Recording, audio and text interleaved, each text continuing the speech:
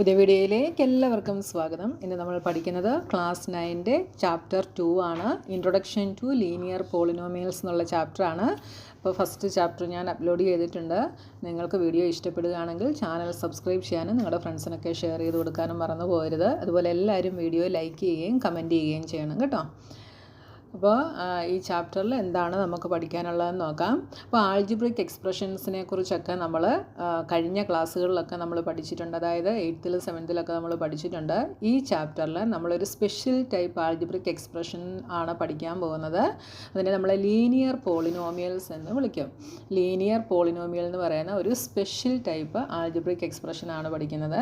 അപ്പോൾ നമുക്ക് ആദ്യം ആൾജിബ്രിക് എക്സ്പ്രഷൻസിൻ്റെ ചില എക്സാമ്പിൾസ് നോക്കിയതിന് ശേഷം ലീനിയർ പോളിനോമിയലിലേക്ക് പോകാം. അപ്പോൾ നമുക്കിവിടെ ഒരു എക്സാമ്പിൾ തന്നിട്ടുണ്ട്. Raju went to a shop where there were sealed boxes of different colours on sale.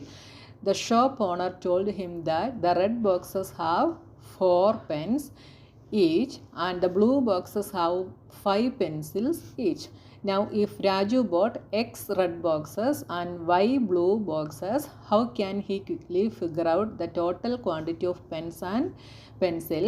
Also, if he got 3 extra pens free, how many pens and pencils did he get altogether?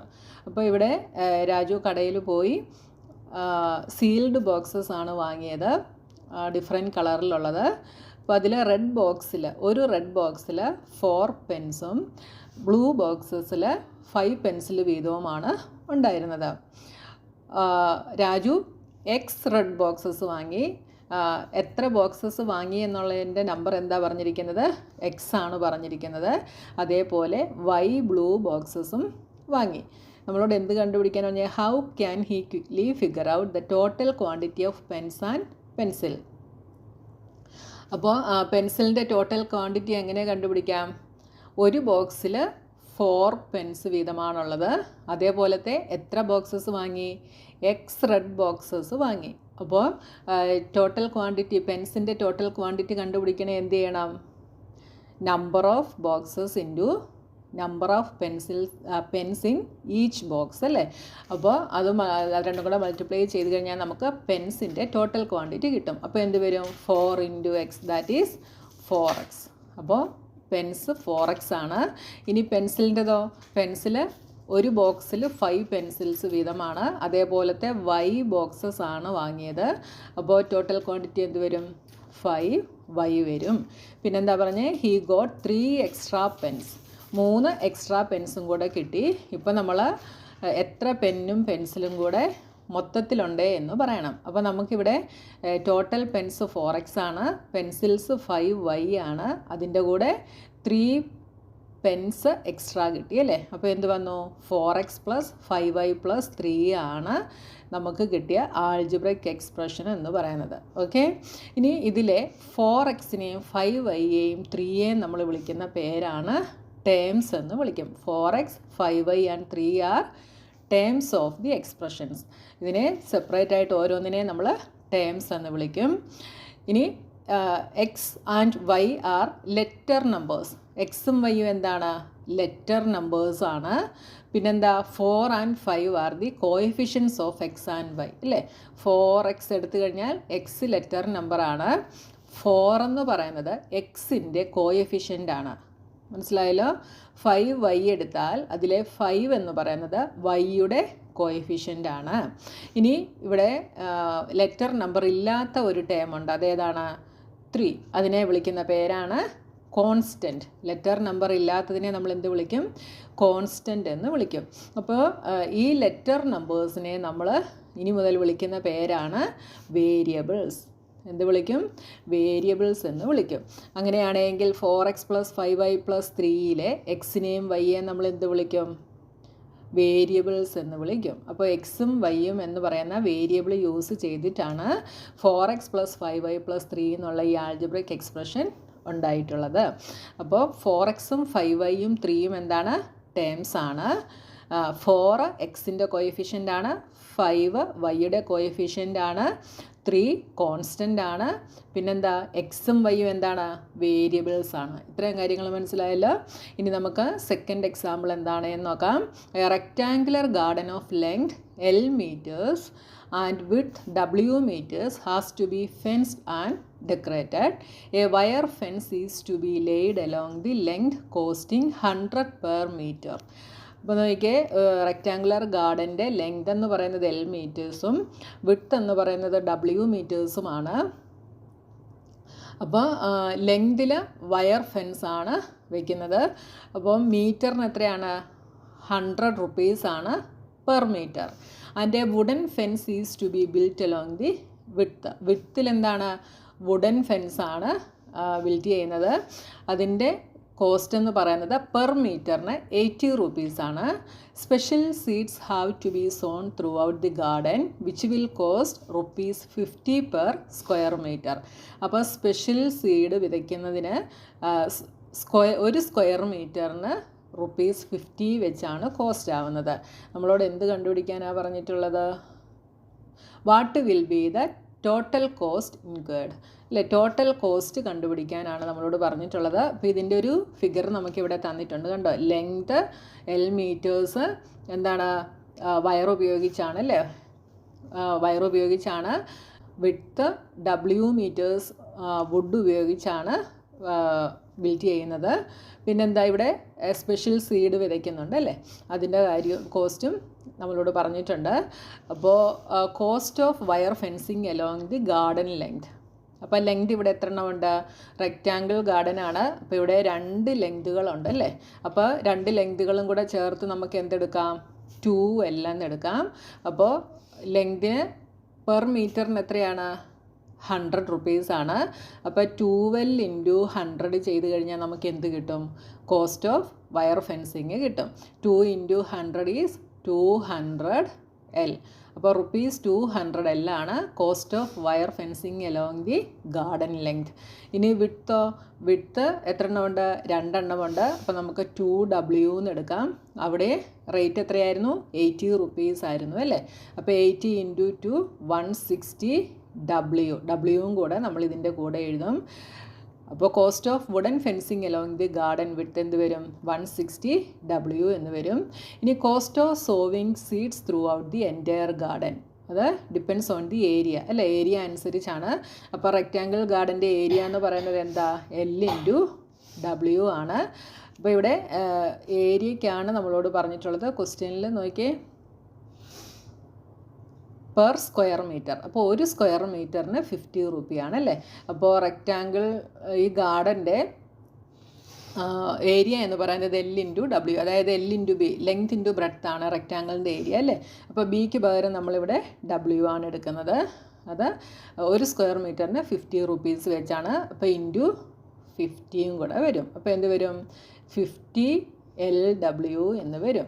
അപ്പോൾ total cost എന്ത് വരും? Total cost കണ്ടുപിടിക്കാനാണ് പറഞ്ഞിട്ടുള്ളത്. Total cost എന്ന് പറയുന്നത് cost of wire ഫെൻസിങ്ങും cost of wooden ഫെൻസിങ്ങും cost of sowing സീഡ്സും കൂടെ 3ഉം കൂടെ ചേരുന്നതാണ് അല്ലേ.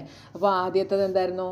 200L, രണ്ടാമത്തേത് 160W, അടുത്തത് 50LW. ഇത് 3ഉം കൂടെ ആഡ് ചെയ്യുന്നതാണ്. അപ്പോൾ നമുക്ക് കിട്ടിയ ആൾജിബ്രയ്ക്ക് ടോട്ടൽ കോസ്റ്റിൻ്റെ ആൾജിബ്രിക് എക്സ്പ്രഷൻ എന്ന് പറയുന്നത് 200L + 160W + 50LW ആണ് നമുക്ക് കിട്ടിയ ആൾജിബ്രിക് എക്സ്പ്രഷൻ എന്ന് പറയുന്നത്. ഇനി അടുത്ത മൂന്നാമത്തെ ഒരു എക്സാമ്പിൾ ഉണ്ട്, നോക്കിയേ. A wire of length 20 cm is bend in different ways to form rectangle. അപ്പോൾ 20 cm ലെങ്ത് ഉള്ള ഒരു വയറ് അത് ബെൻഡ് ചെയ്ത് റെക്റ്റാങ്കിൾ ഫോം ചെയ്യുന്നു. For example, we can have A rectangle with length 7 cm and with 3 cm. അപ്പോൾ ഇവിടെ rectangle ഇതാ ഇങ്ങനെ ഫോം ചെയ്യുമ്പോൾ ലെങ്ത് 7 cm വിഡ്ത്ത് 3 cm ആയിട്ട് എടുക്കുന്നു. അപ്പോൾ നമുക്കറിയാം റെക്റ്റാങ്കിളിൻ്റെ ഓപ്പോസിറ്റ് സൈഡ്സ് ഈക്വൽ ആയിരിക്കും. ഇത് 7 ആണെങ്കിൽ ഇതും 7 ആണ്, ഇത് 3 ആണെങ്കിൽ ഇതും 3 ആണ്. അപ്പം മൊത്തത്തിൽ 20 cm ആയതുകൊണ്ട് നമ്മൾ നേരെ ഹാഫ് ആക്കി കഴിഞ്ഞാൽ എന്താവും? 10 ആവും അല്ലേ. അപ്പോൾ ഈ ലെങ്ത്തും ബ്രെഡ്ത്തും കൂടെ 10 വരും, ഈ ലെങ്ത്തും ഈ ബ്രെഡ്ത്തും കൂടെ 10 വരും. Okay, we can also have one of the length. ഇനി നമുക്ക് ലെങ്ത് വേണമെങ്കിൽ മാറ്റിയെടുക്കാം. അപ്പോൾ അടുത്ത ലെങ്ത് എന്ന് പറയുന്നത് 5.5ഉം വിഡ്ത്ത് 4.5ഉമായിട്ട് എടുക്കാം. ഇനി നമുക്ക് ഇതുപോലെ ചെയ്യാം. എന്തെടുക്കാം? ലെങ്ത് നമുക്ക് 6 എടുക്കാം, വിഡ്ത്ത് നമുക്ക് 4ഉം എടുക്കാം. ഓക്കെ, അപ്പോൾ ലെങ്തും വിഡ്ത്തും കൂടെ എത്ര വരണം? 10 വരണം. അടുത്ത ലെങ്തും വിഡ്ത്തും കൂടെ 10 വരണം. അപ്പം മൊത്തം 20 ആവും. Okay, can you write an expression for the area of such rectangles. അപ്പോൾ ഇതേപോലത്തെ റെക്റ്റാങ്കിൾസിൻ്റെ എക്സ്പ്രഷൻ എഴുതാനാണ് നമ്മളോട് പറഞ്ഞിട്ടുള്ളത്. അപ്പോൾ ലെങ്തും ബ്രെഡ്ത്തും കൂടെ എന്താ വരുന്നത്? 10 ആണ് വരുന്നത് അല്ലേ. അപ്പോൾ നമ്മളിവിടെ ലെങ്ത് എക്സ് എന്ന് എടുക്കുകയാണെങ്കിൽ അപ്പോൾ ബ്രെഡ്ത്ത് എത്രയായിരിക്കും, അല്ലെങ്കിൽ വിഡ്ത്ത് എത്രയായിരിക്കും? അതായത് ലെങ്തും വിഡ്ത്തും കൂടെ 10 ആണ് വരിക. അപ്പോൾ ലെങ്തിനെ നമ്മൾ എക്സ് എന്ന് എടുക്കുന്നു. അങ്ങനെയാണെങ്കിൽ വിഡ്ത്ത് എന്തായിരിക്കും? ഈ 10ൽ നിന്ന് എക്സ് സബ്ട്രാക്റ്റ് ചെയ്യുന്നതായിരിക്കും വിഡ്ത്ത്. അപ്പോൾ വിഡ്ത്ത് നമുക്ക് എന്തെടുക്കാം? 10 മൈനസ് എക്സ് എന്നെടുക്കാം. ഓക്കെ, നോക്കി, if the length of the rectangle is 6 centimetre then the width is 10 minus X centimetre. അപ്പോൾ എക്സ്പ്രഷൻ എന്ത് വരും? എക്സ്പ്രഷൻ എന്ന് പറയുന്നത് എക്സ് ഇൻറ്റു 10 മൈനസ് എക്സ് വരും. അപ്പോൾ ഇതിൻ്റെ ഏരിയ ആണ് നമുക്ക് കണ്ടുപിടിക്കേണ്ടത്. ഏരിയ കണ്ടുപിടിക്കുന്ന എക്സ്പ്രഷൻ എഴുതാനാണ് പറഞ്ഞത്. റെക്റ്റാങ്കിളിൻ്റെ ഏരിയ എന്ന് പറയുന്നത് എൽ ഇൻറ്റു ബി ആണ്. ഇവിടെ എൽ എന്ന് പറയുന്നത് എക്സ് ആണ്, ബ്രെഡ്ത്ത് എന്ന് പറയുന്നത് 10 മൈനസ് എക്സ് ആണ്. ഇതിനെ നമ്മൾ സിംപ്ലിഫൈ ചെയ്യുമ്പം X into 10 is 10x minus X into X is X square. അപ്പോൾ നമ്മുടെ ആൾജിബ്രിക് എക്സ്പ്രഷൻ എന്ത് വന്നു? 10x minus X square. ഇവിടെ ടേംസ് എന്തൊക്കെയാണ്? 10x ടേമാണ്, അടുത്തത് മൈനസ് എക്സ് സ്ക്വയർ അടുത്ത ടേമാണ്. ഇനി കോഎഫിഷ്യൻസ് എന്ത് വരും? 10 എക്സിൻ്റെ കോഎഫിഷ്യൻ്റ് ആണ്. ഇവിടെ -1 എക്സ് സ്ക്വയറിൻ്റെ കോഎഫിഷ്യൻ്റ് ആണ്. വേരിയബിൾ ഇവിടെ എന്താണ്? എക്സ് ആണ് ഇവിടുത്തെ വേരിയബിൾ എന്ന് പറയുന്നത്. അപ്പോൾ നോക്കിയിവിടെ എക്സാമ്പിൾ 1ലും 2വിലും 2 വേരിയബിൾസ് വെച്ചുണ്ടായിരുന്നു അല്ലേ. നോക്കിയാൽ എക്സാമ്പിൾ 1ൽ എക്സും വൈയും വേരിയബിളായിട്ടുണ്ടായിരുന്നു. എക്സാമ്പിൾ 2വിലോ? എക്സാമ്പിൾ 2വിൽ എല്ലും ഡബ്ല്യുവും അവിടെയും 2 വേരിയബിൾസ് ഉണ്ടായിരുന്നു. പക്ഷേ എക്സാമ്പിൾ 3 വന്നപ്പോഴോ ഒരു വേരിയബിൾ മാത്രമേ ഉള്ളൂ, അതായത് എക്സ് മാത്രമാണ് എക്സാമ്പിൾ 3ൽ വേരിയബിളായിട്ട് വന്നത്. അപ്പോൾ നോക്കിയാൽ ഇവിടെ കുറച്ച് എക്സ്പ്രഷൻസ് തന്നിട്ടുണ്ട്. 4x x square plus 1 2y minus 5 5y cube plus y square plus 2y minus 1 3z plus 7. ഇതെല്ലാം ആൾജിബ്രിക് എക്സ്പ്രഷൻസ് ആണ്.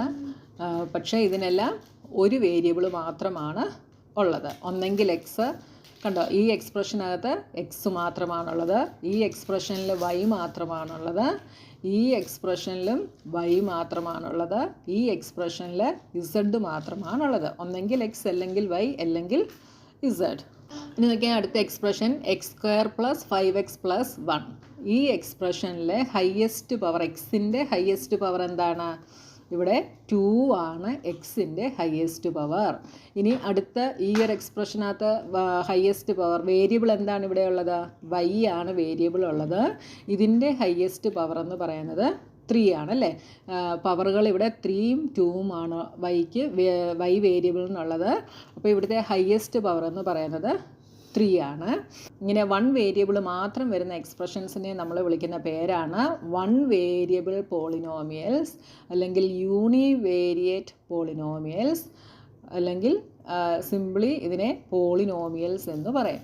ഇനി യൂണിവേരിയേറ്റ് എന്ന് വെച്ചാൽ എന്താ? ഹാവിങ് 1 വേരിയബിൾ എന്നുള്ള അർത്ഥമാണ് യൂണിവേരിയേറ്റിനുള്ളത് കേട്ടോ. ഇനി വേരിയബിളിൻ്റെ ഹയസ്റ്റ് പവറിൻ്റെ പോളിനോമിയലിലെ വേരിയബിളിൻ്റെ ഹയസ്റ്റ് പവറിനെ നമ്മൾ വിളിക്കുന്ന പേരാണ് ഡിഗ്രി എന്ന് വിളിക്കും. അപ്പോൾ നമ്മൾ കുറേ കാര്യങ്ങൾ പഠിച്ചു. ടേംസ് എന്താണ്, കോഎഫിഷ്യൻ്റ് എന്താണ്, കോൺസ്റ്റൻറ്റ് ടേം എന്താണ്, വേരിയബിൾ എന്താണ് എന്ന് പഠിച്ചു. ഇപ്പോൾ നമ്മൾ 1 വേരിയബിൾ പോളിനോമിയൽസ് അല്ലെങ്കിൽ യൂണിവേരിയേറ്റ് പോളിനോമിയൽസ് എന്താണ് എന്ന് പഠിച്ചു. എന്താണ് 1 വേരിയബിൾ പോളിനോമിയൽസ്? ഒരു വേരിയബിൾ മാത്രമുള്ളതിനെയാണ് നമ്മൾ 1 വേരിയബിൾ പോളിനോമിയൽസ് എന്ന് പറയുന്നത്. ഇനി പോളിനോമിയലിൻ്റെ വേരിയബിളിൻ്റെ ഹയസ്റ്റ് പവറിനെ നമ്മൾ വിളിക്കുന്ന പേരാണ് ഡിഗ്രി എന്ന് വിളിക്കും. അപ്പോൾ എക്സാമ്പിൾ നോക്കിയേ, ഈ തന്നിരിക്കുന്ന പോളിനോമിയലിലെ ഹയസ്റ്റ് പവർ അല്ലെങ്കിൽ ഡിഗ്രി എന്ന് പറയുന്നത് 3 ആണ്. ഇങ്ങനെയുള്ള ഡിഗ്രി 3 വരുന്ന പോളിനോമിയൽസിനെ നമ്മൾ വിളിക്കുന്ന പേരാണ് ക്യൂബിക് പോളിനോമിയൽസ്. അതേപോലെ ഡിഗ്രി 2 വരുന്ന പോളിനോമിയൽസിനെ നമ്മൾ വിളിക്കുന്ന പേരാണ് ക്വാഡ്രാറ്റിക് പോളിനോമിയൽസ്.